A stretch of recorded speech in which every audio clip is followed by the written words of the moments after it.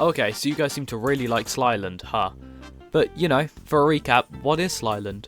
Slyland is an island building sandbox game about going on expeditions to other archipelagos to gain resources for your own island. Oh, and you play as a slime. Right, what have I even changed to the game in the past month? After releasing that first video, I worked on implementing perhaps the most important part of this game, items. Inventories have always been one of the things I dreaded the most when making a game, because I knew they were important, but I was concerned with how difficult they'd be to make.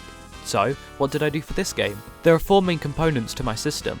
1. The pickup script, 2. The item identifier list, 3. The inventory list, and 4. The inventory UI. The pickup script basically just creates a circle around the player where they detect objects in that circle, but only if they are labelled as an item. They then get passed through a function which adds them to the inventory. That's where the item identifier comes in. It stores a list of items and a list of those items' IDs. So each item has a set of properties, one of those being that ID, and if the ID of both the item in the identifier list and the item you picked up matches, then the item gets added to the inventory list stored on the player. But of course, what's the use of an inventory if you can't see what you have? So, when items get added or removed, this black bar at the bottom of the screen gets updated with the new inventory, so it can then use the image of the item to show you how many you have. Fine, this UI isn't so flashy, is it? So I designed new UI elements. I want this game to incorporate my own art style and not just be pixel art focused. So I booted up Critter and drew up some concept designs for UI elements.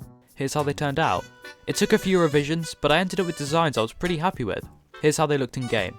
I'm gonna be honest, I don't fully like how they look in the actual game, so they may take a few more redesigns, and I do need to update the font of the game, but for now I think they work as pretty decent placeholders.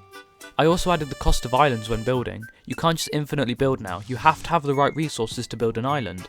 This system is pretty modular, I can add basically any island recipe I want, but I've put my own limit of 6 types of resource per island for now.